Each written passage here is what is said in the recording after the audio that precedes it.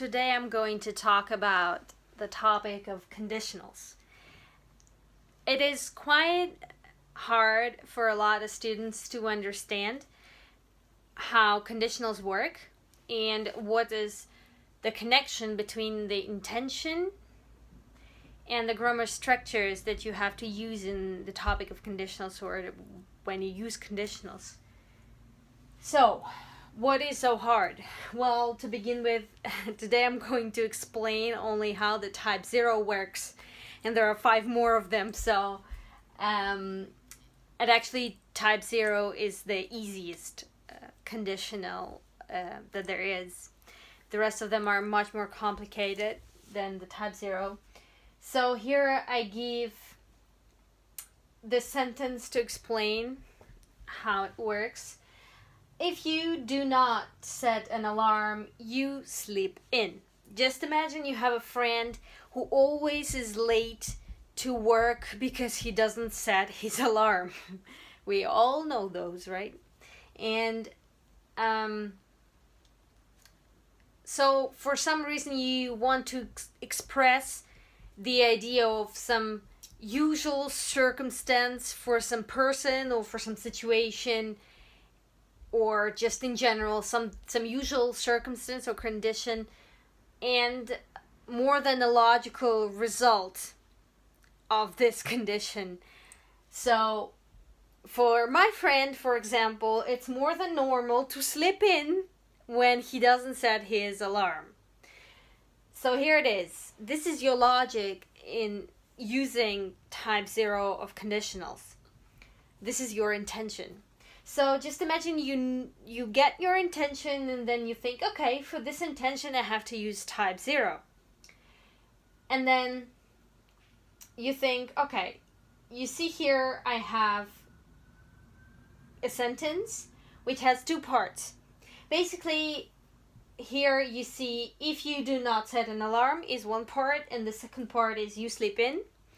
So there is always in conditionals, there is one part of the sentence which is a condition, and the second part is the result.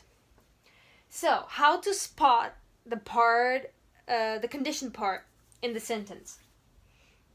Ta-da! Here you go. It's if.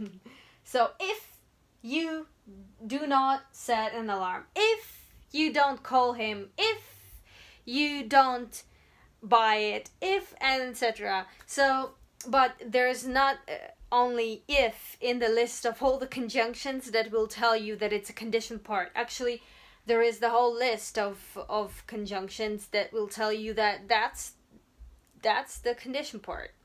And so it's more important. It's a lot. It's really important to spot the condition, because, like in type 0, it's not that complicated. So you spot the condition and then you see it's present simple grammar structure. So then you use present simple, then comma, and you get the second part of the sentence, and that's, guess what, the result. So in the result part of the sentence, while using the type 0 conditional, you have to also use present simple. So it's not that complicated. Like I said, it's the easy stuff. Type 0. So there's not a lot to remember, really.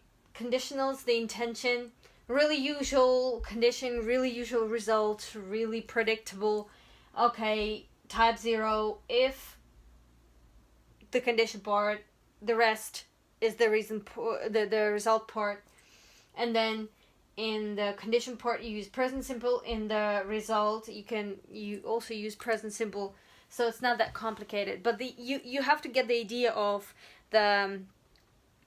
this part of conditionals. It's really important. So conditionals, what it is a condition. It's a part of a sentence which has a condition for some result. And in other types of conditionals, it's much more complicated. This logic, you have to remember there's nothing like that you cannot guess. You either know it or you don't. So that's hard. So I hope you've got the whole idea of it. So conditionals type 0. My intention. What is my intention? My intention is to communicate to the listener that I have some predictable result of some really simple usual circumstance, which would sound more than normal, usual, habitual to anyone who knows a particular person, situation, the world, and stuff like that. So it's just logical result. So yeah, that's it basically, and I'm going to be busy making videos about the other types of conditionals, and I really hope that they will be useful to you.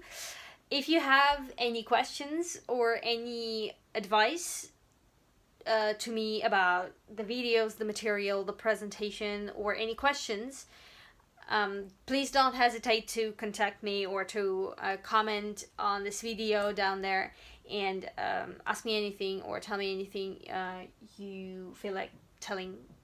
So here you go. I hope it was useful for you.